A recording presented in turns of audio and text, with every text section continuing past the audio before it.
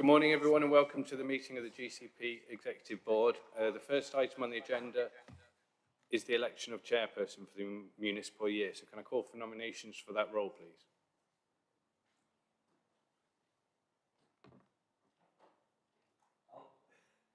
I'll do the honours then. Councillor Milne. Is there a seconder, please? Councillor Davey. Thank you. And any other nominations? All right, could I ask for all those in favour? Thank you. Councillor Machini is duly elected chairperson for the municipal year. Thank you.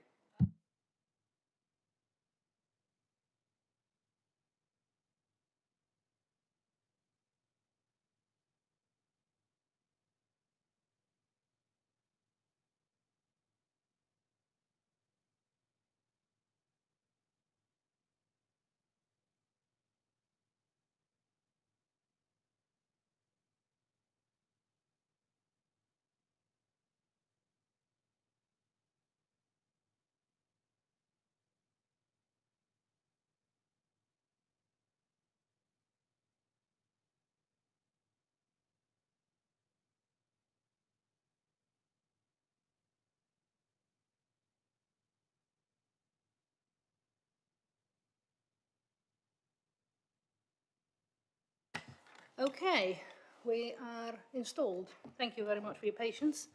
And welcome to our delayed annual general meeting, is that what this is called, of the Greater Cambridge Partnerships Executive Board. This annual general meeting is delayed from June, I think it was supposed to be, when the pre-election period forced us to cancel it. Okay, I believe we now need to elect a vice chair. Would I be able from the chair to propose Councillor Milnes for that role? Is that okay for me to do that? In which case I will do that. Do we have a seconder?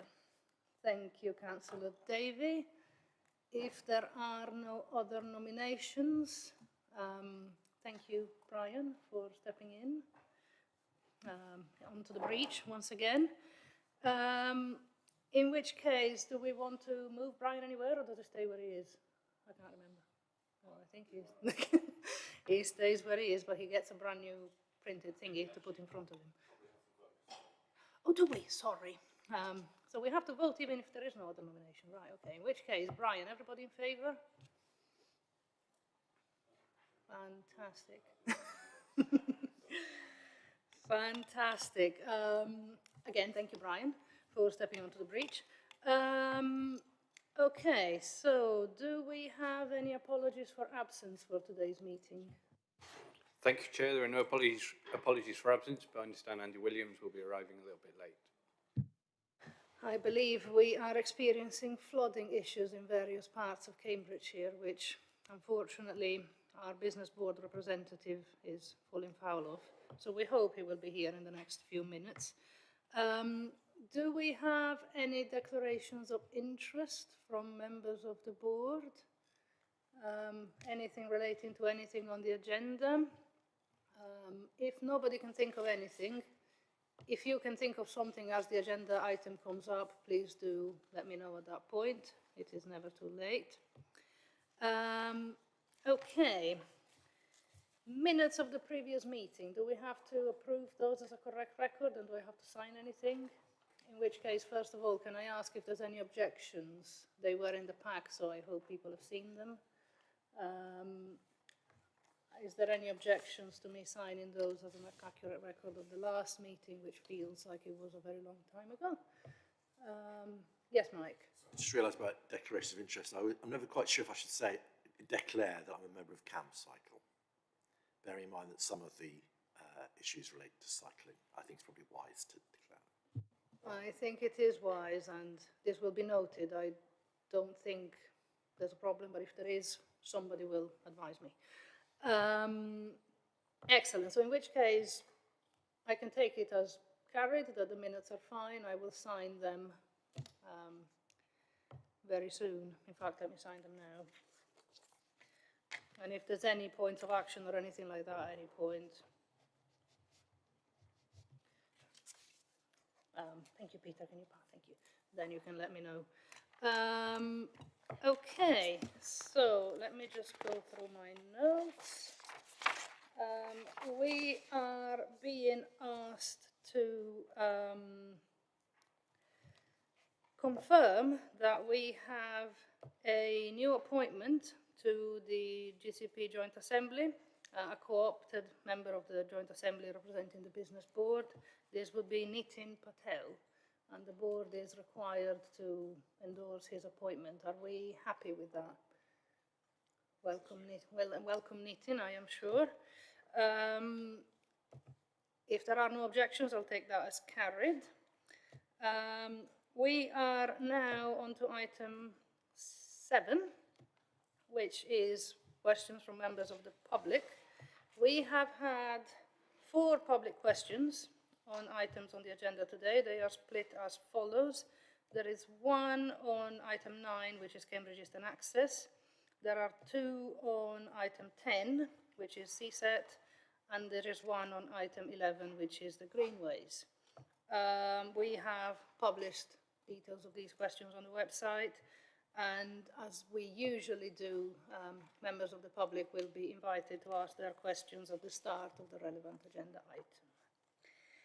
Okay, agenda item number 8, which is feedback from the Joint Assembly. We are, as usual, welcoming, where are we? There he is. We are, as usual, welcoming Councillor Bick, who's the chair of the Assembly. He is going to give us feedback from the discussion that the Joint Assembly had on the same agenda items which are in front of us today. The meeting of the Joint Assembly was on the 12th of September. And congratulations, Councillor Bick, for being elected chair again. Councillor Bick always very kindly provides a report on the last meeting of the Assembly, which has been published on the website and is part of today's agenda. And thank you, as usual, Councillor Bick, for an excellent report. And I will assume that, as we usually do, you would be happy to take, to give us your feedback item by item as we go through the agenda. So unless I hear anything in contradiction to that, that's what we will do. In which case, we are speedily getting on to agenda item number 9, which is the Cambridge Eastern Access Project. This is on pages 23 to 34 of your agenda pack. I am seeing, what am I seeing? My notes say that Peter will introduce it. However, we will take the public questions first and response to those. So I think that there is one question on this item, which is from James Littlewood. James, would you like to come forward now? Thank you, James, for coming. You probably know the drill. You have, how many minutes does he have? 3 minutes. I'm so sorry. I was about to say 2. No, you have 3 minutes. Whenever you're ready, no rush. Okay, thank you very much. Good morning, everyone. When the location for the new park and ride was last discussed by the board, one of the main concerns was that site P1 would be close to the built-up area once Cambridge Airport was developed. It was pointed out that some of the current park and ride locations have been absorbed by the growing city, so that traffic's having to queue to get to them, and they're in the urban area, both of which are undesirable. The lesson learnt was that to locate future park and ride sites further from the city so that it might have greater longevity. So at the Assembly, we asked if the officers had carried out modelling based on future growth, and this was discussed by the Assembly. The reply we received was that the outline business case took into account future growth, but that's not the same as modelling whether future growth would result in traffic queuing to reach the park and ride, to which we didn't get an answer. So please, can you state clearly whether such modelling has taken place, and if so, what it showed? Thank you. Thank you, James. Given this is the only question, I think we're going to have Peter answer it now.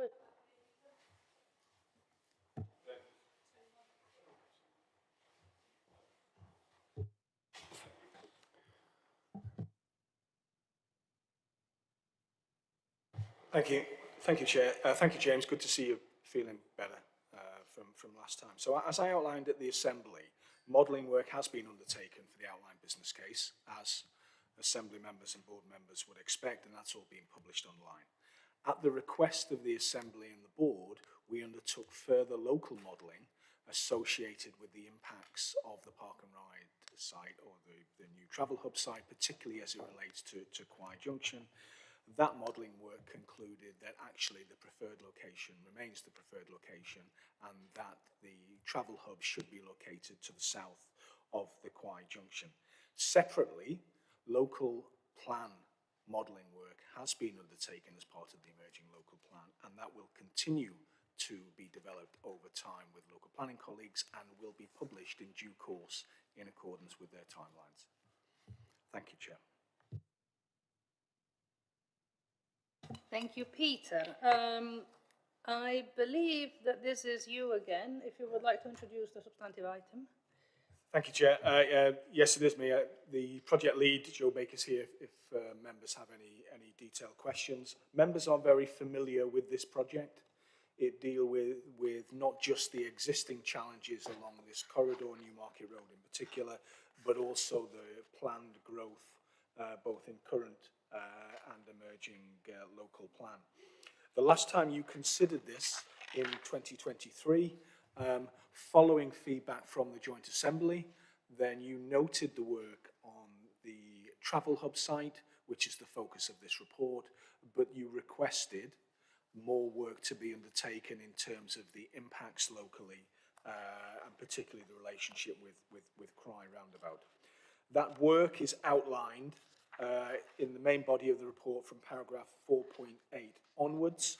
That work concludes that the preferred site remains the preferred site in the opinion of the officers, and that the recommendations follow that they request that you note the additional work and that you support the development of a planning application for a relocated travel hub site at the preferred location outlined in the report. I'll pause there, Chair, and then happily try and answer any questions. Thank you, Peter, and thank you, Joe, for being here as well. I am sure that there will be questions during the board debate in just a moment. But before we do that, Councillor Bick, what did the Assembly have to say about this? Thanks, Chair. Yes, as Peter said, members of the Assembly over a sequence of meetings have pushed back on a location for the travel hub south of the A14, preferring a site which intercepts traffic coming from the north, north of the Quai Roundabout. I think that we, as Peter said, had been instrumental in getting this further examination of alternatives. But I think that seeing the result of that and the report, that there is now acceptance that there isn't really an alternative that's practical apart from that one proposed. So there is no further pushback on that recommendation. There was, however, interest in the suggestion that there could be a mini-hub site or mini-hub sites north of Quai, which could help the process of getting traffic onto public transport before crossing the A14. And so we would not want that point to be lost as we go forward with the main project. There was lots of interest in terms of the main travel hub in a number of different functions that could prospectively provide, which are listed in in section 2.3 of my report, including such things as public transport connections other than to the city centre, which are considered to be especially important given the difficulty with congestion in getting to other places than the city centre without going through it. So putting those on the table, we hope they are not lost as we go forward. And then there is the question which is referred to in your report about the phasing of progress on the total project, which leaves phase A behind at the moment.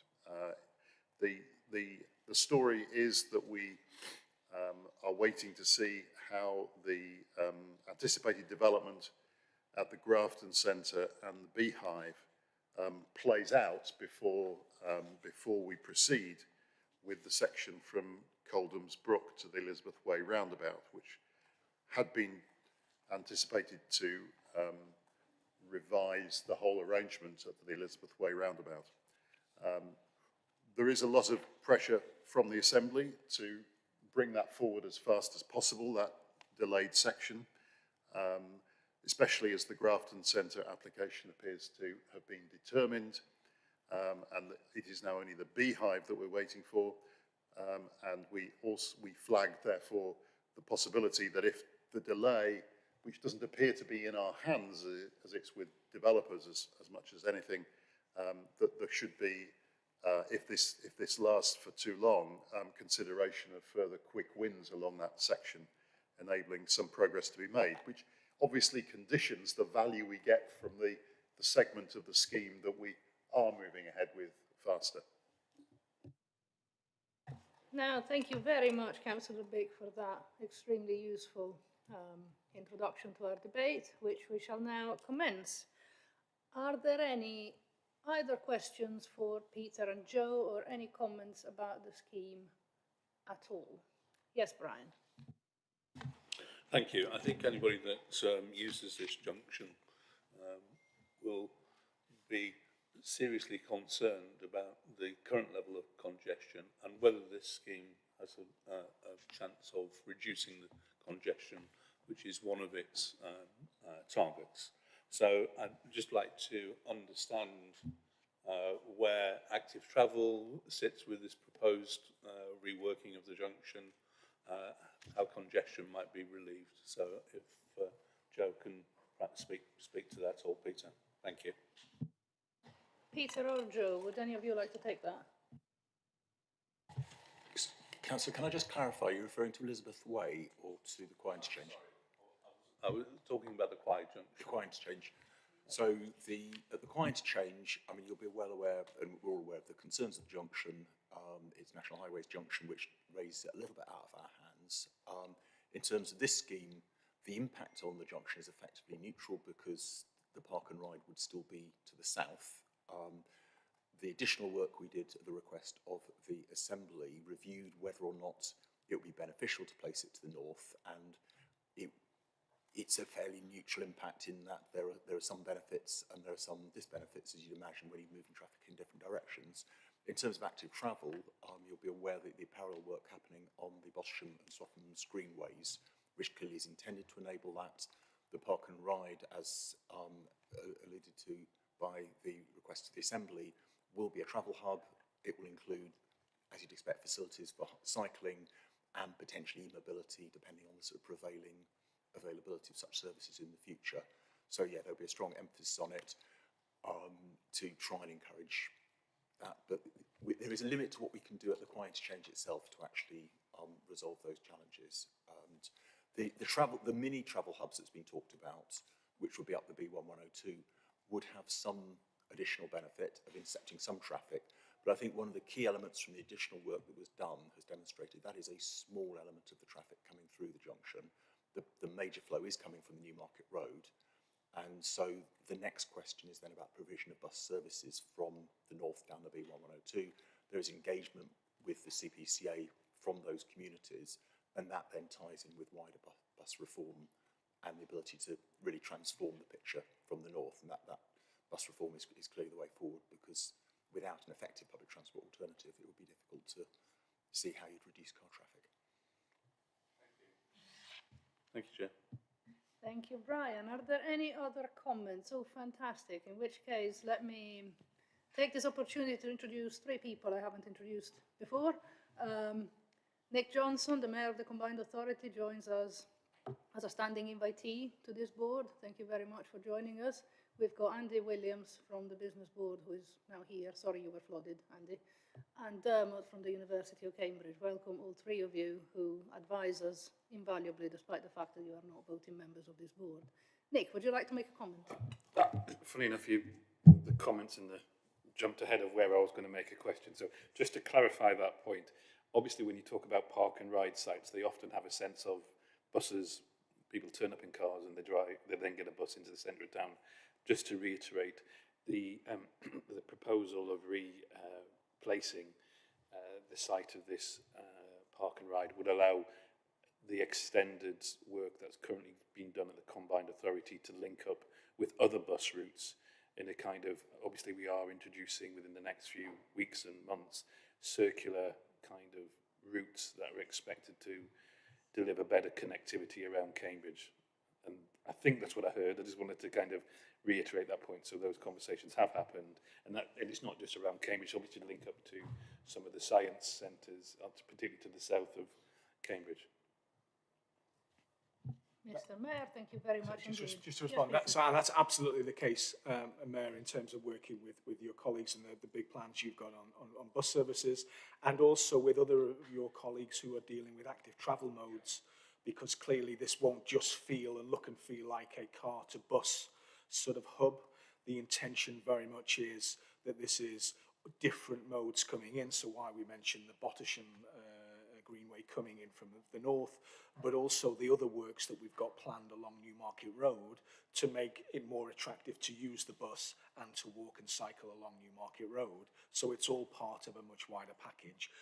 This paper's just talking about the relocation to a new travel hub site, but I think it's very important we don't lose those other aspects around the bus provision and the walking and cycling provision.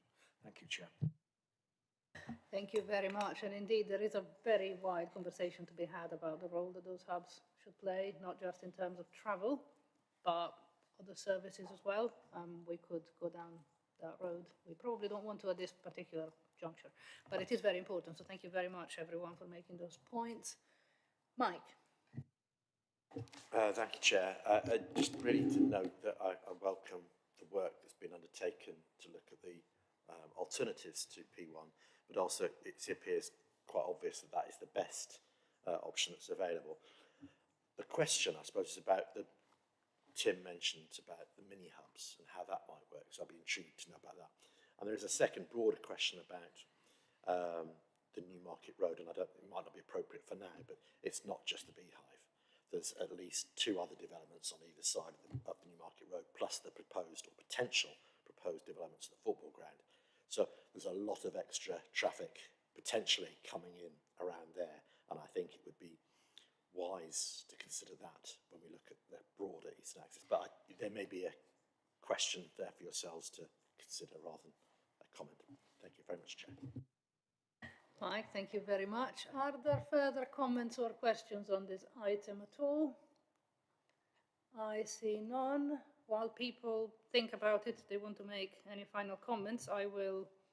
I'll just respond to oh, I'm so sorry, Peter, of course. So I would entirely agree around the planning issues in that area, and you know that we are hesitant about transport engineers just taking the plunge on redesigning whole swathes of that part of the city. I think it's incredibly important that we work hand in glove with our local planning colleagues and that we support them for the big decisions that they've got. And I recognise that things might not then happen as quickly as we would like. And I think the Assembly did raise the point of quicker wins, and we need to keep that in our minds. But actually, there's a very large piece of work there, and getting that right is incredibly important. And just on the sort of the mini hub point, it really picks up on the issue that the Mayor raised around how do we enhance connectivity. We've had a number of questions around the villages north of Quai. How can we enhance that? The access and linkage into the city environment. So additional bus provision, additional walking and cycling provision, and using hubs effectively. That means that people can, the bus doesn't have to go right the way through. You can have one bus connecting with another bus, but people need the confidence that that's going to happen and the facilities that encourages them to do that, which is why I think we have agreed to undertake more work on that mini hub option north of Quai. Mike? Not just in Quai, with an eye to any potential dualling of the line to Newmarket and any possible Cambridge East station would be quite worthwhile in terms of future-proofing. And we are well aware that there is a bigger solution, a bigger intervention required if the emerging plan points to further growth in this area. And what we are doing is we are absolutely mindful of our work will work in closely with whether that's rail based or indeed whether that's bus and busway based. We have the ability to make sure that will work effectively. Thank you, Peter. Thank you. Thank you, Mike and Peter, for those points. Are there any further points? Again, whilst people think about it, I will read out the recommendations that we are being asked to. Note the further transport data collection, modelling and outline design work, and recommendation of a preferred solution option P1, and ask the project team to proceed with the development of a planning application for the recommended preferred site option P1 again. Are there any points or anyone who would say anything in disagreement with those recommendations? Going once, going twice, I will therefore take those as carried. Thank you very much indeed for the debate, very useful indeed. We are now moving to item number 10, which is the Cambridge South East Transport Scheme, or CSET. We once again will follow the same pattern. We have got public questions on this item. We will then have a response to those questions. We will receive a presentation and debate the item. Now, first of all, we have got, we've got two questions that people are going to ask in the room right now. First of all, James, would you like to come forward? And once again, you know the drill. You've got 3 minutes whenever you're ready.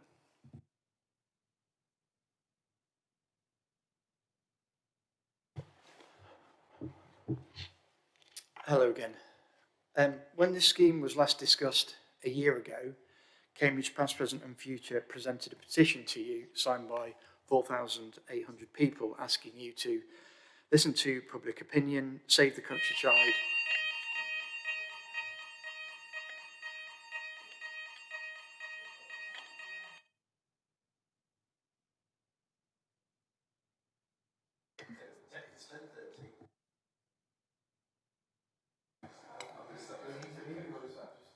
Many apologies. Actually, no. We did bump into somebody at the coffee machine completely by accident who said this might happen, and then I forgot to notify everybody. There was going to be a fire alarm, as very usefully now pointed out by myself after the fact. Shall we start again? James, you have 3 minutes whenever you are ready. Thank you. As I was saying, we presented a petition with 4,800 names on it asking you to listen to them, save the countryside and choose a better value and more environmentally friendly scheme for the A1307 corridor. That petition now stands at over 6,300 signatures. The scheme was paused while you asked government for £160 million to build CSETs. During the discussion, some of the members of the board said that if funding was not secured within 6 months, then a review should take place to consider the cheaper alternative scheme. We've had a change of government who say they cannot afford to raise the cap on child benefit, have been forced to withdraw the winter fuel allowance from millions of pensioners, and have decided to cancel or pause many other transport schemes. It would be somewhat perplexing if they were to allocate £160 million for a Cambridge transport scheme when £60 million would pay for the scheme the GCP originally proposed in 2018. Please can you advise us exactly what the new government has said to you regarding their funding for a £160 million scheme? Thank you. James, thank you very much. Now, we will take the second public question on this item before... No, we won't.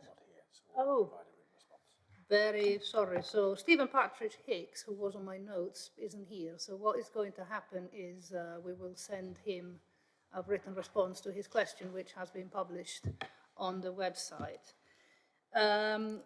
Okay, now there was a further question that was asked, which through a mix-up we were going to have, but we're not going to have. This was from Anthony Carpen.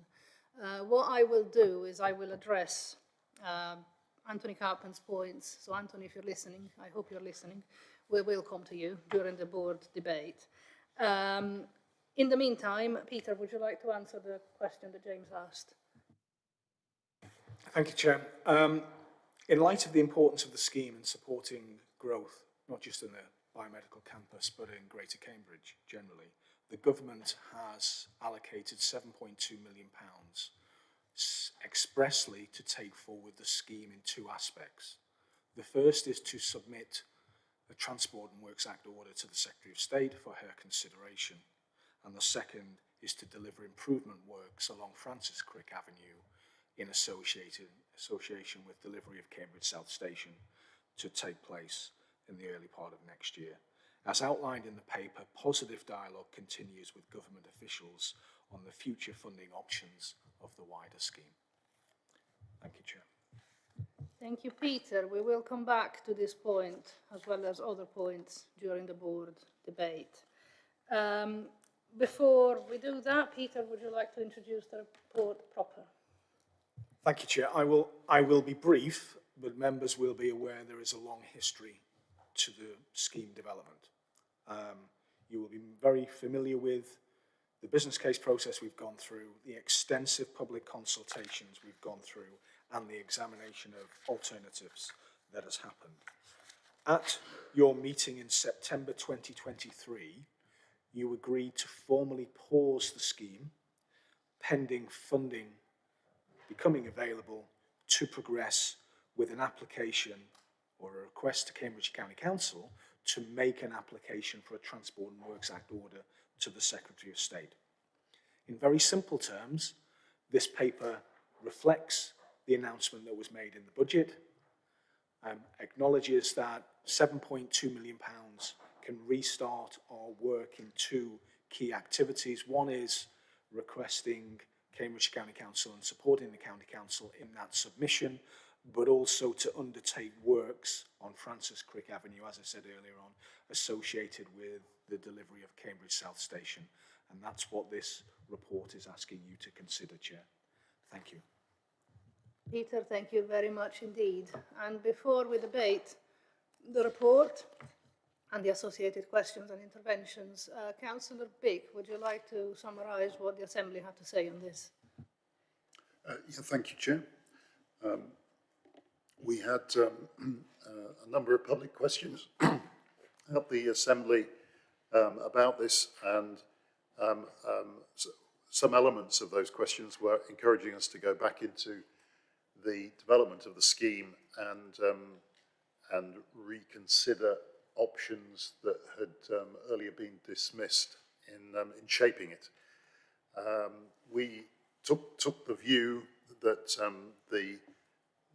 the suspension of this scheme last year had been purely for the reasons of funding, and that as we now had an indication from the government of a willingness to support the scheme, that we should proceed with the move to the Transport and Works order.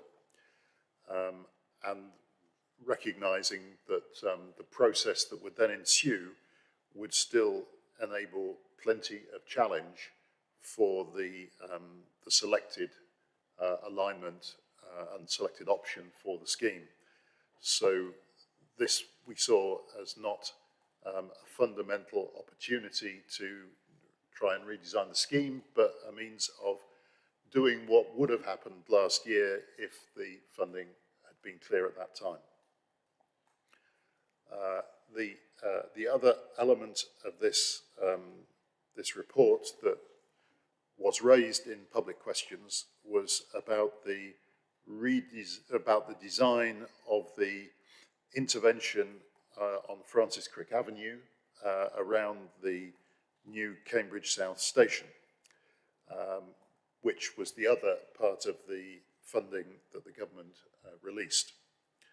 The suggestion was made that the scheme design on Francis Crick Avenue was not of sufficient quality for us to proceed, or at least that we should secure that quality. And that was something that at the Assembly we were unable to address because we didn't have in front of us the scheme design, so we weren't able to form a view or take that any further, but we did request that that the board did have those designs in front of it and did satisfy itself that the scheme was of the quality we would expect in order for it to proceed. So I'm hoping that you will be able to scrutinise those plans better than we were able to, because we simply didn't have that information. Councillor Vick, thank you very much for that introduction. We will now debate this item. Anybody who would like to start us off? It's got to be somebody. Andy. Thank you, Chair, and just to reiterate my apologies for the late arrival. I assume you were re-elected as Chair, which was a very wise decision by the board. So I will have to go into a bit of the history, I think, of CSET, because we've just finished the 10th anniversary. Myself and Tim are probably the only remnants of that phase of the signing of the City deal. And I think the first Shadow Board meeting was almost exactly 10 years ago. And 10 years ago, even within those early plans, a high-quality public transport scheme to the south of Cambridge was being proposed. Little did I know that 10 years later, we'd still be at a stage of trying to approve a four-letter acronym. And I find that quite difficult to understand, to be honest. I keep being told that these schemes take a long time. There's lots of governance review. But at about the same time as I went back to my own organisation and explained what a great thing the GCP was and the schemes they're going to do, they said, well, there's no Cambridge South train station. So I was sent off to go and secure Cambridge South train station. Here we are 10 years later. Cambridge South train station is opening next year, and we're still dealing with acronyms at a governance body. And I say that without being flippant because we're not actually approving anything or making any decisions here. All we're doing is passing it on to another committee. And when that committee has its view, it'll go presumably to another committee, and then if that's successful, it'll come back to this committee. So it just feels that we've spent 10 years spending a lot of time in committee, and it's the governance of the project which is taking the time. And the complexity is just too great. Moving forward, we need to think about how we deal with governance, that any proposals come forward have a very clear governance path, and the people making the decisions are really making decisions rather than just informing others who make a decision. And the consequence of that is you have long histories, and long histories create stories, and they're the stories that you hear about today. So we've got Cambridge past, present, future, have a lot of time for, previously objected to the on-road route, and now support of the on-road route. Now things change over a period of time, and that's absolutely appropriate. We're told that the busways is a 20th century solution, but also that the scheme now is off-road, so it will be compatible with the 21st solution that's been put forward for Cam Metro. So all this complexity and stories, you're not quite sure what's true. And this is all stoked by the local media, for whom the process has become the story rather than the facts. So let's have a few facts about the south of Cambridge. There are 5 campuses there that constitute 60% of all R&D spent in the Greater Cambridge area. They've had headcount growth of 16% every one of the last 3 years. The growth they're creating is creating the tax revenues to pay for all the things that we'd like to be doing with that sort of tax revenues. Some would argue there's other ways of doing that. You could just reprioritise spending. But the reality is the government allocated the City deal money to encourage economic growth, to improve tax revenues, so that it could be spent on services, unfortunately, across the whole of the UK rather than the Cambridge area, something else that we need to address. So the benefits of the tax growth in Cambridge are not all recurring back into the Cambridge area, and that's one of the big challenges that we face. Now, the reality is that buses are still used by a relatively small part of the population. 5 to 10%, I think it is. Somebody will give you the accurate figure. Very supportive of the CPCA plans, the Tiger passes. We've passed some measures at the Transport Infrastructure Committee a couple of weeks ago to try and get over 65s or older people to be able to use transport early in the day. But the reality is it's not used very often. And myself and Elisa actually went to talk to some businesses a few weeks ago. Number one issue, it still comes down to reliability. People don't use it because it's not reliable. And all the measures we take to make it more affordable, park and rides still don't work down to reliability. Which buses we'll use We use the guided bus because it's the only one which is pretty reliable, and the buses run frequently enough to run there. So that's why I think we do still need an off-road solution. There are plenty of bus routes coming into Cambridge which use bus lanes, and they fit into the category of the 85 to 95% of people who won't use them because they're just not reliable. That's why we always decided an off-road solution is the one we wanted to go for. For sure, it needs to be a modern solution. It can't always be a guided bus. There are other ways of using that sort of off-road solution as well. It does need to connect down to the Welcome campus because that's one of the 5 campuses to the south of the area which we need to connect to. It needs to make sure we've got a very tight connection to Babraham and to Granta Park. But it really is what we need. Give me a moment. But what we also need to know is the committed funding. So I think stopping a scheme now seems a bit churlish when we managed to secure 7 million in a budget when it was the only in-year funding of a capital scheme that was going to go forward by the last government. I think you're absolutely right, James. What do we do about the future funding? What commitments is there from the future government? We keep hearing about there's going to be change in government, new things are coming, more funding is coming. It's about time the rubber hit the road. We need to make sure that funding comes because, yet again, we hear about targets for housing, but we don't hear about targets for anything else. And it's about time we sound that funding. So very supportive of the TW acronym.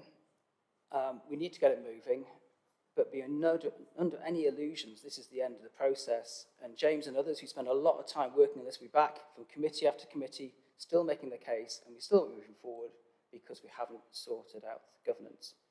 Now, do you want me to do Francis Crick Avenue another time, or should we just stop there for a minute? Because there are detailed questions on Francis Crick Avenue as well. Is there anybody else who would like to say something? And then we can come back to Francis Crick Avenue if you want. Mike, is that a hand?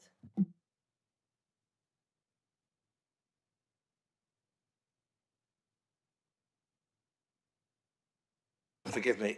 Yes, I do want to have a comment, but I don't want to stop Andy. It seems to make sense to let Andy go. In which case, Andy, why don't you carry on? I guess what I was doing is I actually went to the Assembly meeting because this is a really important project and it's fundamental to the success of the area. And I went to the Assembly meeting, they split it into 2 sections to make sure we covered the first one on getting the order through and the second one was the detail on Francis Crick Avenue. Just to come on to Francis Crick Avenue, so thank you for putting the detail of the scheme into the pack.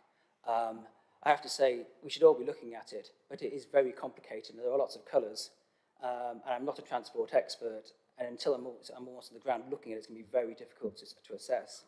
What I would say is I'm very confident that the GCP officers are working very closely with the campus, which does have some transport expert on it. They've looked at it, they're relatively comfortable with it, they still have some safety concerns, it's had an independent safety audit, and there's continued fine design to look at that. It does look complex, it does look like different forms of transport are in conflict with each other. I go to Blackfriars in London quite regularly. When I come out of that station, it looks bloody complicated. There's cycle lanes, there's everything is there. You would have hoped Blackfriars was finished in 18-something, I assume. You'd think that by 2025 we might have come up with something a bit cleverer, but we are where we are. It's very complicated. The campus is reasonably happy, we'll continue with it. But we probably missed some opportunities, but that's probably more to do with Network Rail and the design of the station than the GCP trying to retrofit a scheme onto that space. So relatively happy to proceed, would still like further reassurance. My only question from GCP that they'll continue to work with campus partners to reassure them around the safety, about the risk and about the future direction that's going. Thank you, and thank you, Mike, for giving me the space. Thank you, Andy. And again, sorry you were flooded. I'm very happy you made it for this item because it's very, very important. And I know you were bursting to speak, and I'm sure that we will hear from you again before the end of the item. Peter, is there a specific answer that you needed to give to the Francis Crick issue? So the answer is we will be continuing in dialogue. We've been in very close dialogue, actually, with the campus partners, but also organisations such as Camp Cycle. And I think some of the issues that they raised at the Assembly will be picking up at your next board meeting, which is very soon after this board meeting, linked with some of the Greenway improvements around Sawston, which I think will deal with some of those attempts. But that dialogue will absolutely continue, and also with the rail authorities. Thank you very much, Peter. Mike? The simple bit is to say, yes, I'm in favour of the proposals. So that's part, but as Andy's already alluded to, there are a number of tangential issues that I think is only appropriate to consider. I think it's probably worth saying that in all the correspondence we've had, both with the last government, but also this government, be it in conjunction with Bridget Smith as leader of the South Cambs, or with Nick and colleagues from the other local authorities, one of the priorities has always been get CSET started. And so therefore it would be a bit odd if suddenly we turned round as a local authority and said, well, I think we'll pause. That's not to say there aren't questions, which I think Andy was alluding to, but nonetheless, this is a key plank for the future development of this city. And I don't think we should underestimate that. And when Andy alludes to this city, it's actually not just this city. Cambridge has clearly been identified by the new government as a national priority. And that was clearly mentioned again yesterday in a letter from Matthew Pennycook to Peter Freeman, which is intriguing because it was a setting out the priorities for Homes England nationally, and Cambridge was mentioned, the only city that was mentioned, as a national priority. So it's intriguing that, therefore, what we do here actually has significance way beyond what I think we'd ever probably envisaged 10 years ago.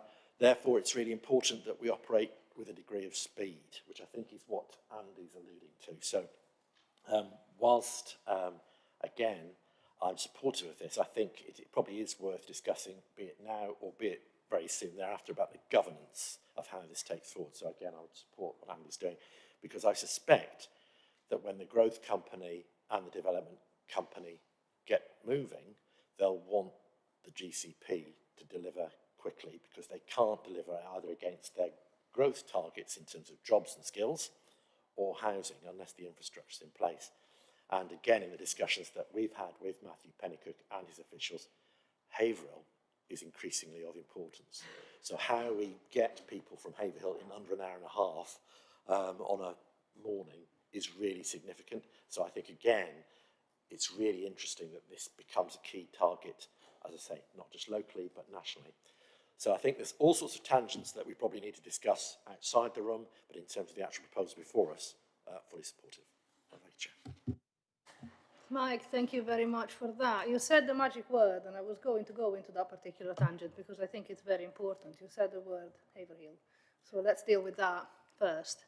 Now, Mr. Carpen wanted to come to this meeting to address us about Haverhill. We, unfortunately, in the end, were unable to have him here, which I'm very sorry about. Now, Mr. Carpen's question was about the reopening of the rail line to Haverhill. And I am aware that there has been quite a lot of pressure on councillors to not approve the proceeding of this scheme because it will kill any option to ever reopen the line, the rail line, which has been discontinued for some time, to Haverhill.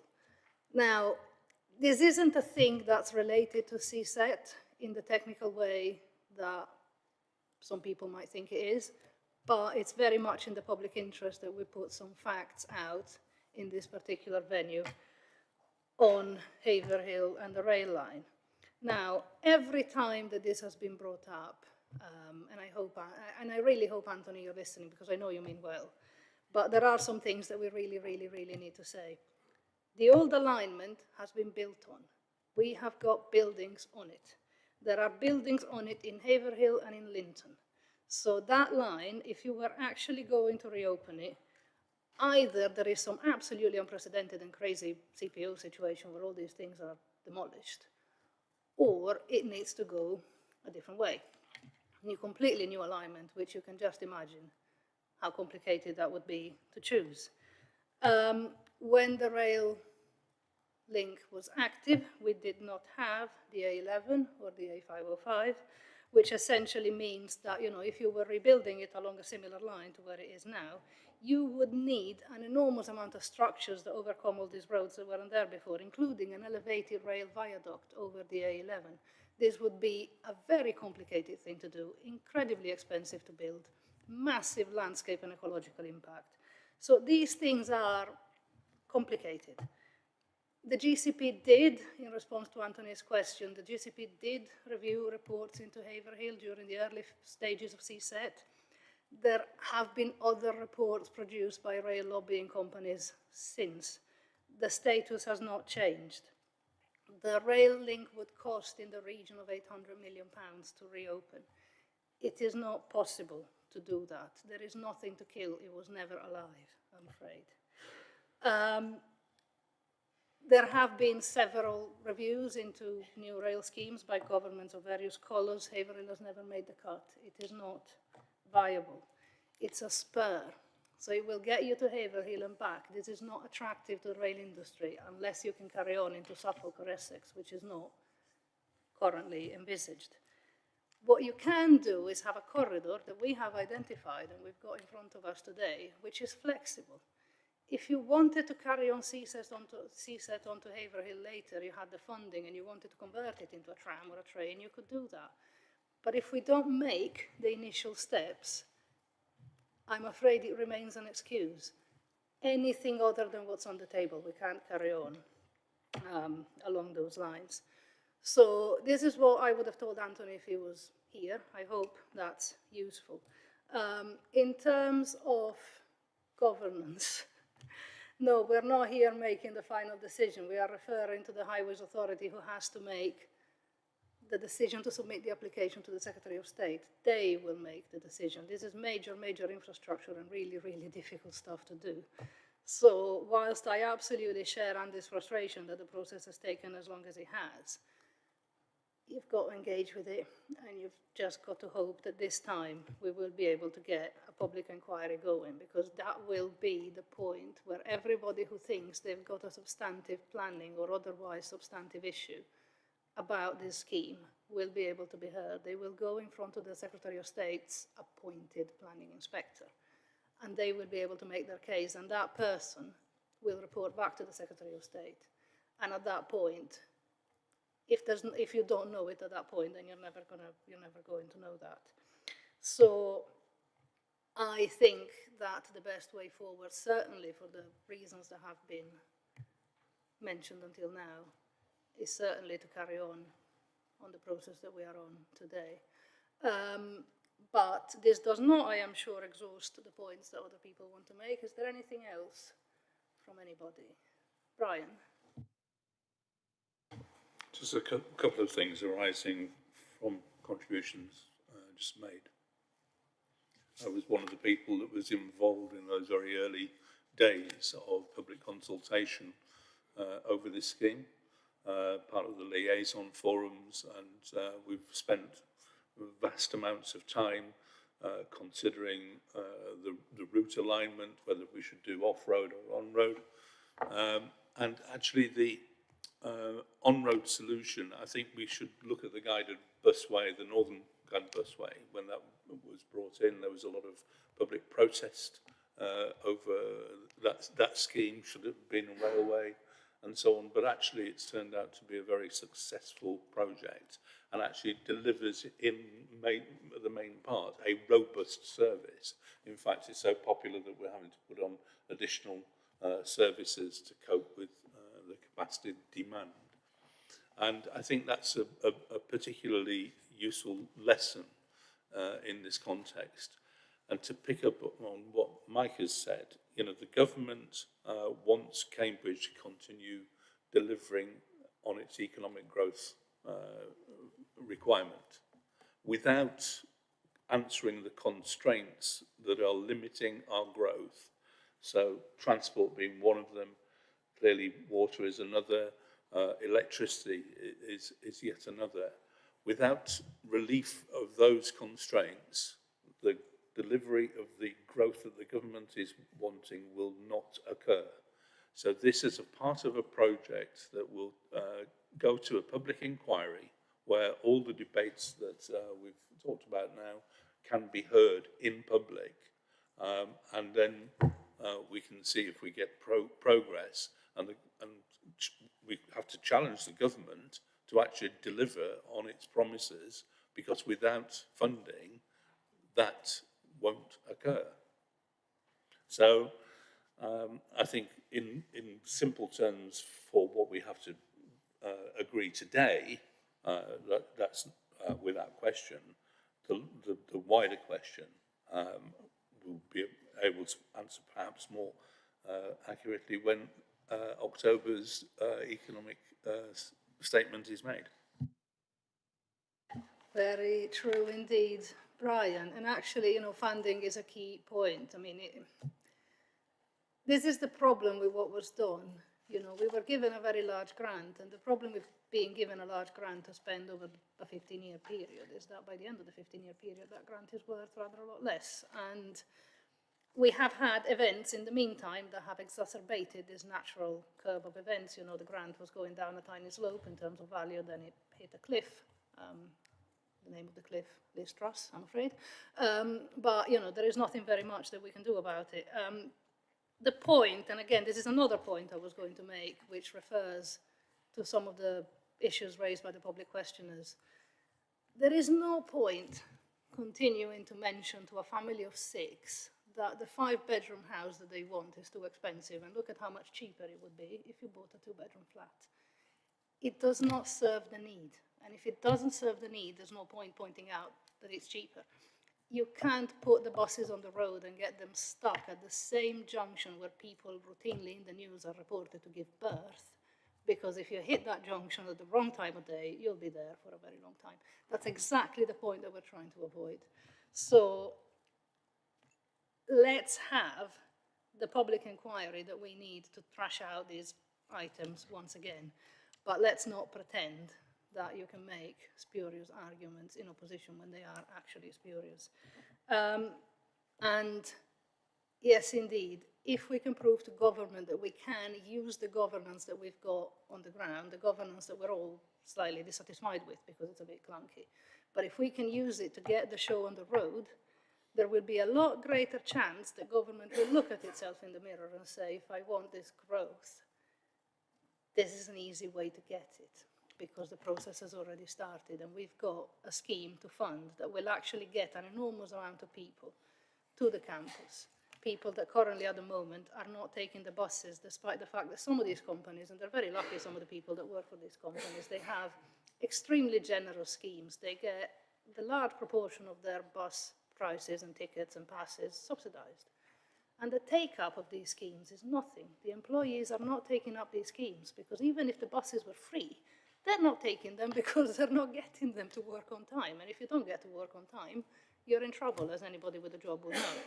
So we can give people the solution, and I think it's absolutely worth doing our bit, and then the pressure will be on government to find those £150 million, and I genuinely think that we'll have a much better argument. And officials know this, because the government will not find 150 million if we still sit here not passing these things. Anybody else? It's got to be somebody. I think everybody said their piece. While you think about final remarks to make, I will summarize the recommendations in front of us. We are being asked to note the March 2024 budget, the funding allocation for the promotion of the CSET scheme, and the fact that government, indeed the previous government, not the current one, made the point of giving that money. We are asked to note the updated business case. We are asked to approve the commencement of the early delivery of the physical elements of the CSET scheme along with Francis Crick Avenue, and to support the opening of Cambridge South. We are asked to approve the request to Cambridgeshire County Council for the submission, as the highways body they have to do this, of a Transport and Works Act order, as according to the Transport and Works Act of 1992. And GCP will work closely with the County Council as they do so, and approve the finalisation of the necessary documentation for the application if approved. Can I have anybody in opposition to these recommendations? I see none. I will therefore take those as carried. Thank you very much, everyone. We will see you at the next chapter in this discussion. Item number 11, the Greater Cambridge Greenways. We are now on page 49 of your agenda.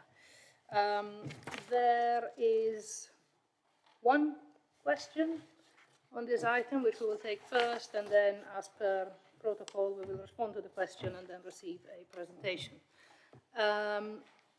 Do we have Dan? Dan Strauss, welcome Dan. If you will take your place, there's the microphone, you push the button, and whenever you're ready, you have 3 minutes. Thank you very much. Just to give you a bit of background, Adams Road is the busiest peak time cycle routing the whole of Cambridge. Back in October 2020, 5,900 cyclists used it in a single day, and the number has increased rapidly since then. When the engineering department lectures moved to West Cambridge from the town centre, at a stroke, an additional 1,200 students will cycle and walk along Adams Road. The West Cambridge development alone has 7,000 cycle parking spaces. So Adams Road will get busier and busier, and this is something to celebrate. But Adams Road is desperately in need of major safety improvements. It has 3 junctions, 37 access points, and 81 HGV lorries a week reverse into Robinson College's service yard. So the road is not a quiet backwater, as some would have you believe. It's a vital artery for cyclists and pedestrians, and that's why this section of the Greenway, the Comberton Greenway, is so important. The local residents are broadly supportive of the GCP's plans. However, we would urge the work to begin as soon as possible, as the dangers to cyclists and pedestrians gets worse day by day. And although some traffic calming features were added after our consultation with the GCP, we are convinced that more traffic calming will be needed retrospectively. So my questions are, when will the work start? And can additional traffic calming be added retrospectively? Thank you. Thank you very much, Dan. I believe we have Thomas here who is going to answer the question. Thomas? Firstly, thank you very much for your feedback and the engagement to date on the scheme. If the decision is taken by the Executive Board today to proceed with Adams Road, a traffic regulation order will be advertised detailing the speed reduction and traffic removal elements of the scheme. Following that statutory period, the GCP will aim to commence the construction of the Adams Road scheme in spring of 2025, subject to working with Streetworks on booking road space. The design of the scheme has been developed to ensure that speeds are safe, and the design will be subject to a road safety audit before the traffic regulation order is input. If changes are required, they will be implemented. Thank you. Thomas, thank you very much indeed.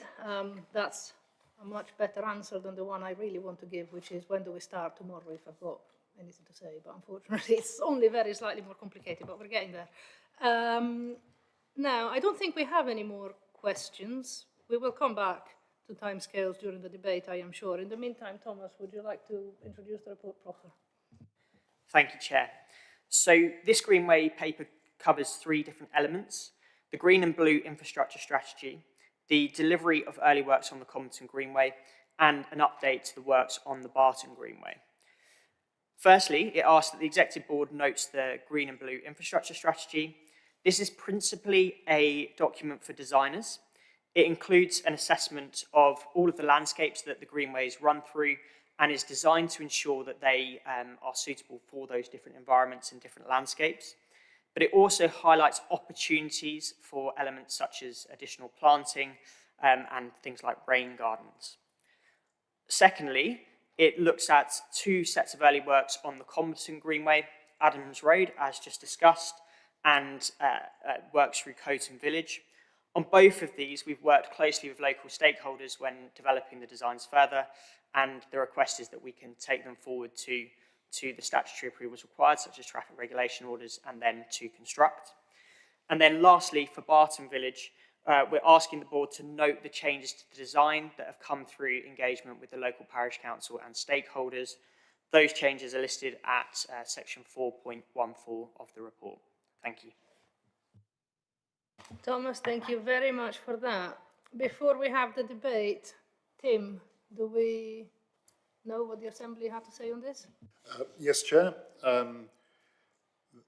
We have, at the Assembly, been advocates of a sort of design guide approach to the greenways for a long time, because of the way that I think we all perceive the need for them to meld into their landscape, and that yet those landscapes are really different, and to avoid us trying to take the democratic oversight into every detail of every inch of all of those greenways, it is appropriate, I think, for us to have a broad strategy, a broad guide to how they ought to be designed.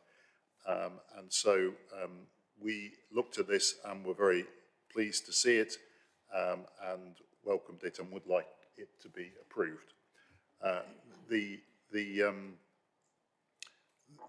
There is an interaction we felt between this and biodiversity net gain, which shouldn't prevent you from approving this, but we would like to follow that through because there are issues in relation to where biodiversity net gain goes, which clearly would have an impact, and possibly a very beneficial impact, on the way that this green and blue infrastructure strategy would work. On Adams Road, there was support for that proposal as well, and a sort of supplementary interest for us in the linking road between Grange Road and Queen's Road, which members felt was far from satisfactory given the enormous use we expect of the Adams Road segment. And although it's not formally part of this scheme, we did request, and officers indicated it would be possible for them to examine particular pinch points along that route between Grange Road and Queen's Road, which feeds into it. There were no concerns expressed about the other two elements of this in Coton Village and Barton Village, and I believe we can consider those supported too. Thank you very much, Tim. Very, very helpful indeed. Now, are there any questions to Thomas or comments on this report or anything at all? Yes, Nick. Just to follow on from the benefit of having an assembly, I'm just keen to understand what the additional conversations so far have been about that connecting route between sort of Grange Road and Queen's Road. Would obviously, I know that's not linked to the Greenway at the moment, but obviously with a big push that the stuff that we're doing with active travel at the Combined Authority, I just, again, piggybacking on the benefit of the GCP having an assembly and pointing out a problem, is the Combined Authority already engaged in discussions with you about that link? So that question is to Peter and Thomas, is it? Both of them, really. Or anyone? Yeah, no, I was wondering whether you were asking a question of Tim, which we can also do. No, I'm highlighting the benefit of a joint assembly, and it's just something of me sitting here, generally just listening, but I'm thinking, if it's not in the greenways, it's not, that wasn't within the scope, but as we're pushing forward, working collaboratively, that's why the question is forthcoming. In which case, does anybody have any comment on that? So at the Assembly, we committed to doing a technical note, which would involve working with both CPCA and county colleagues. We haven't yet spoken to them, but we absolutely will be in developing that note. Thank you. Good. I'll speak to it myself. Thank you very much, Nick. Any more questions? I think, to expand only very slightly on what I said to Dan after his question. Yes, we need to deliver these. We need to deliver these as quickly as we possibly can. And we are working very, very hard to make sure that we clear all the hurdles, do all the procedural stuff that needs to be done.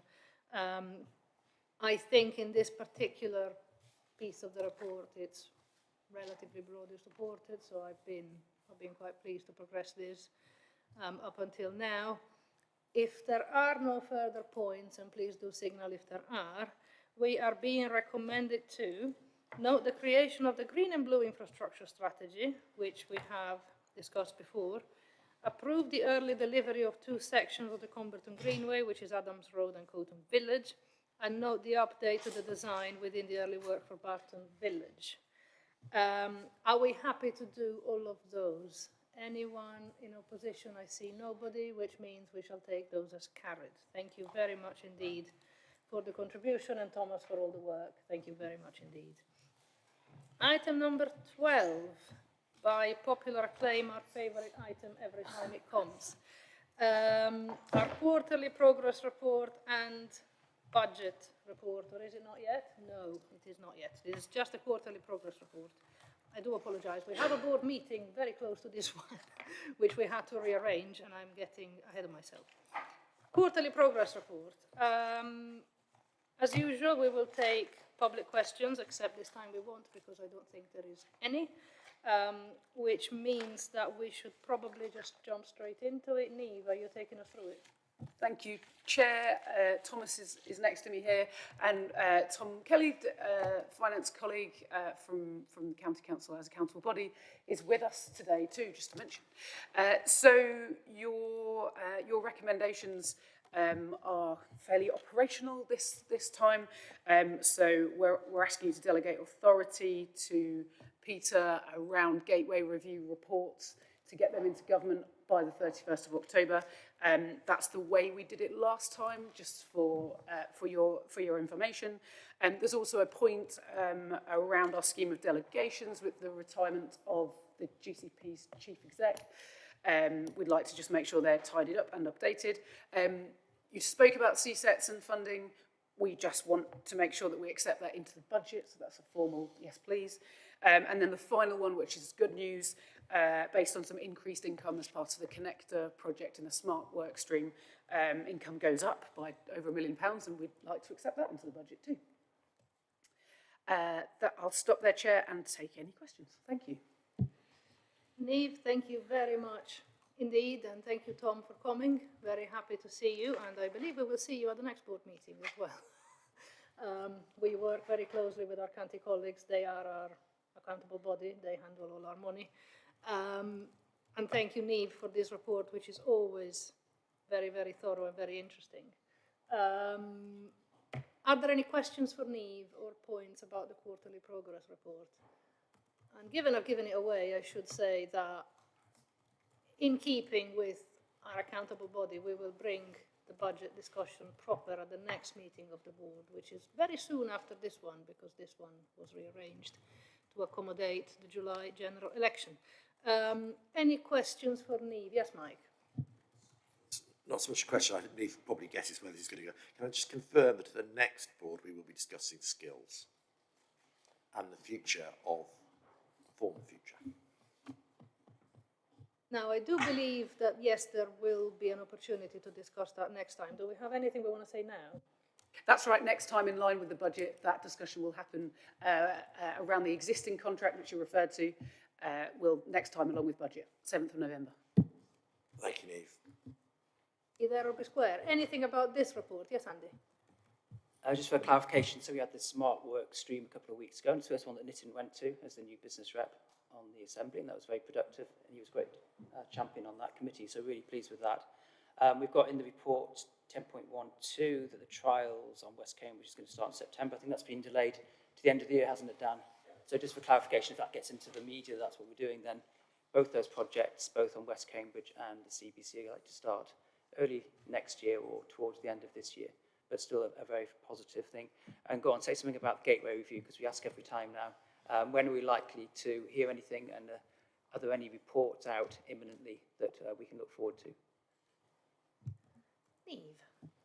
Thanks, Andy. So we update colleagues regularly.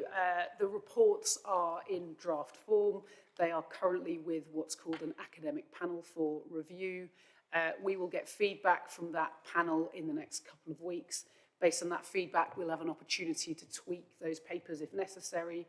The final deadline for submission to government of that set of papers, which totals 10, is the 31st of October.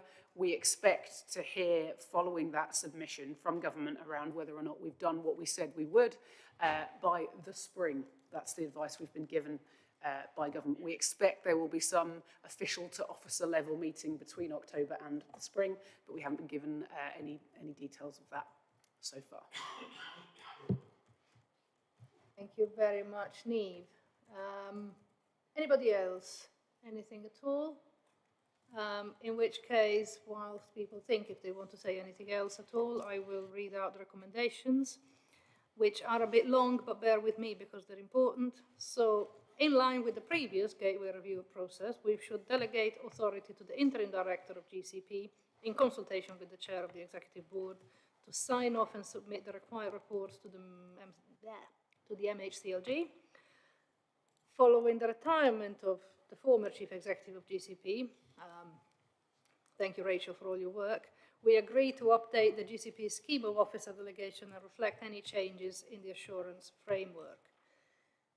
Following the release of the funding that we discussed at the previous item, 7.2 million for the TWAO process for CSET, we agreed to accept it into the budget. And we also agreed the financial changes to the GCP budget associated with securing the increased income of £1.3 million into the smart work stream, which we have just now been mentioning. Any problem with any of these? Anyone in opposition? Anything at all? I see nothing. We shall therefore take those as carried. Thank you very much indeed for the debate. This brings us to the final item for today's agenda, which is, as usual, the date for future meetings. In line with what was originally going to be the calendar before somebody decided to have a general election, how disruptive of them, we are going to meet again on the 7th of November, somebody said, and that is our winter cycle. This was going to be the summer one, which we just caught up with. Winter cycle in November, so we will see you all on the 7th. And until then, thank you very much. Safe travels. I hope the roads are less flooded.